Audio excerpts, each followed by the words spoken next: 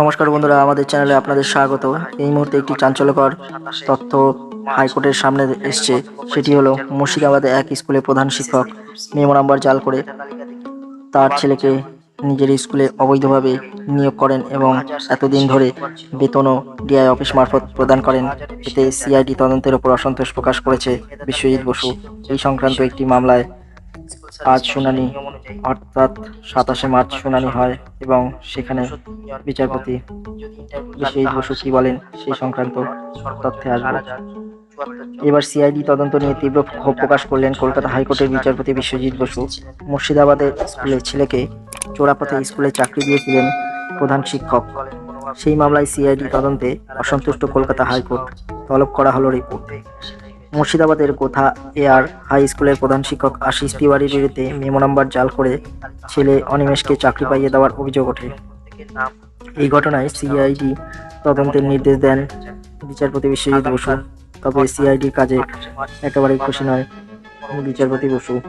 সোমবার বিচারপতি বিশ্বজিৎ বসু মন্তব্য করেন, আমি সিআইডির ভূমিকায় একেবারে সন্তুষ্ট নই। তদন্ত সঠিক পথে এগোচ্ছে না। এভাবে তদন্ত চললে সিআইডি ডিআইজিকে ডেকে পাঠাবো। প্রয়োজনে আদালতের পর্যবেক্ষণ সার্ভিস বুকে উল্লেখ করতে নির্দেশ দেব, কিন্তু সেটা ভালো হবে না। কেন অভিযুক্ত এবং বহিষ্কৃত শিক্ষক অনিমেষ তিওয়ারিকে এখনো গ্রেপ্তার করা গেল না? কিভাবে এতদিন তিনি বেতন পেতেন? কার বদান্যতায় সেটা হলো? বিচারপতি আরো বলেন, মামলাকারীরা সিবিআই তদন্তের দাবি করেছিলেন। আমি সিআইডির ওপর ভরসা রেখেছিলাম। তার এমন পরিণাম এমন কড়া মন্তব্য করতে বাধ্য করবেন না যাতে সিআইডির ওপর নেতিবাচক প্রভাব পড়ে। পশ্চিমবাংলায় নিত্য নতুন তথ্য অর্থাৎ নিয়োগ দুর্নীতিকাণ্ডে তুলে আসছে। কিছুদিন আগেই আপনারা জানেন অয়নশীল নামে এক প্রমোটারের কলকাতার ফ্ল্যাট এবং অফিস থেকে প্রচুর ওএমআর শিট উদ্ধার হয় এবং তার তদন্তে জানা যায় কুণাল ঘোষ এবং শান্তনু বন্দ্যোপাধ্যায়ের সাথে অয়নশীলের যোগাযোগ রয়েছে এবং এদের প্রত্যেকের একজন কমন স্যার রয়েছে, অর্থাৎ ঊর্ধ্বতন কর্তৃপক্ষ। সিবিআই এবং ইডি মনে করছে এই কমন স্যার হলেন তৎকালীন শিক্ষামন্ত্রী পার্থ চট্টোপাধ্যায়।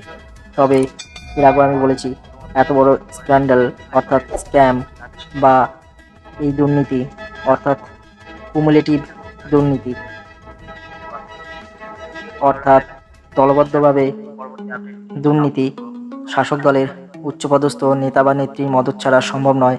অর্থাৎ তারা রাজ্যে একটি সিন্ডিকেট রাজ চালাতো, যার মাধ্যমে হাজার হাজার শিক্ষিত বেকার যুবককে প্রতারিত করে তাদের কাছ থেকে টাকার বিনিময়ে নিজেদের স্বার্থ চরিতার্থতা করত।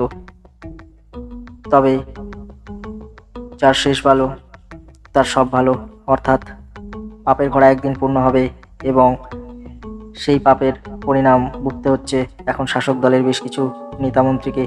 তারা গারদের পেছনে প্রত্যেকে এবং আরও অনেকে যাওয়ার রাস্তায় রয়েছে। তদন্তের সাপেক্ষে সব প্রমাণিত হবে। ভিডিওটি ভালো লাগলে লাইক করবেন, শেয়ার করবেন, চ্যানেলটি সাবস্ক্রাইব করে আমাদের পাশে থাকবেন। পরবর্তী আপডেট ভিডিওর জন্য অপেক্ষা করুন। নমস্কার।